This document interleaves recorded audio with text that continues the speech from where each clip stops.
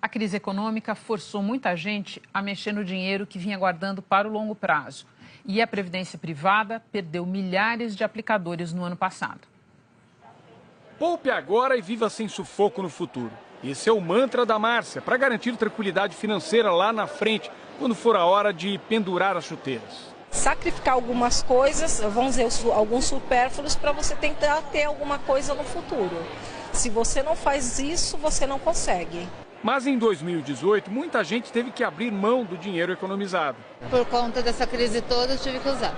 Mediante a crise, a gente teve que pegar um pouco esse valor que estava reservado lá. A Previdência Privada, por exemplo, perdeu 220 mil depositantes só no ano passado. A Silvia é um deles. Guardava um pouco por mês, colocando no plano aberto de um banco privado. A ideia era chegar com uma boa reserva à aposentadoria. Mas surgiram prioridades no caminho. Agora tem que trabalhar de novo para conseguir guardar. Para aposentadoria principalmente, porque viver de INSS quando se aposenta.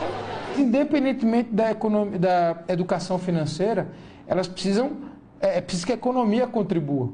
Você só consegue poupar alguma coisa, o que quer que seja, se você tiver alguma reserva, algum excedente dentro daquilo que você precisa dispor mês a mês. Com menos gente contribuindo, o volume de dinheiro que entrou nos fundos de previdência privada caiu 30% no ano passado.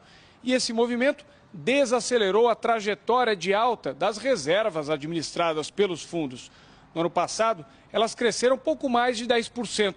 Foi o menor crescimento dos últimos 10 anos. O volume total de dinheiro em fundos de pensão aumentou, mas aumentou muito por conta dos fundos multimercado. Ele pode refletir muito mais alguma variação dos fundos e o bom trabalho do gestor do que propriamente a capacidade de economia das pessoas. Aliás, há alguns números que dizem que entre os que fazem parte do fundo, o valor das contribuições mensal diminuiu 30%.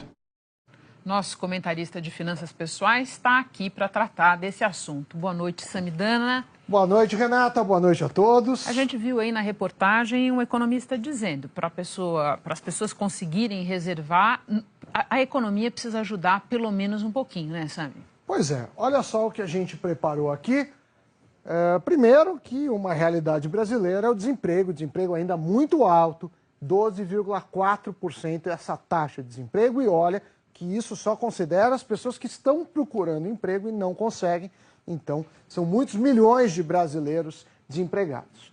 Além disso, uma pesquisa do SPC mostra que 60% dos brasileiros não poupam.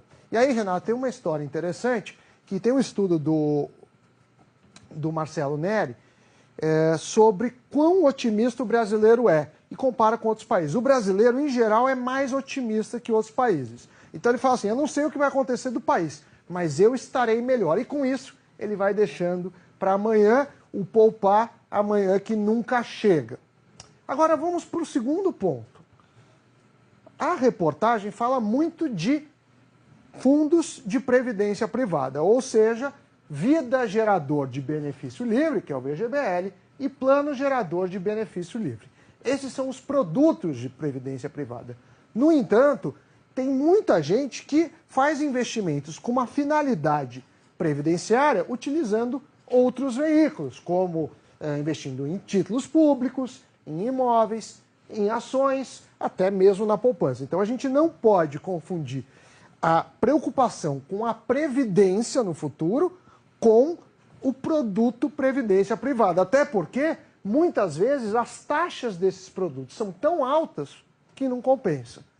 E aí, fazendo já o fechamento, e ligando o que eu falei, tem o Richard Thaler e o Sustain, o Thaler é prêmio Nobel em Economia, e eles fizeram um trabalho muito interessante que chama Save More Tomorrow. Numa tradução livre, guarde mais amanhã.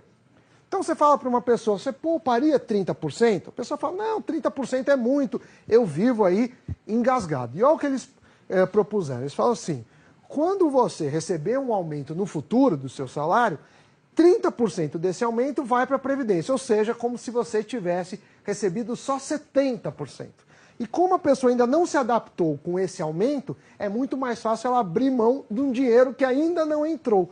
Então, foi uma grande mudança, isso está muito ligado à economia comportamental, a finanças comportamentais, mas se você não está conseguindo poupar hoje, faça esse desafio.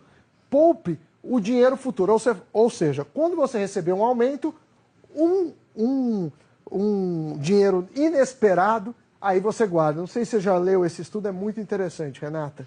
Muito obrigada, Sami. Tchau, tchau, até a próxima.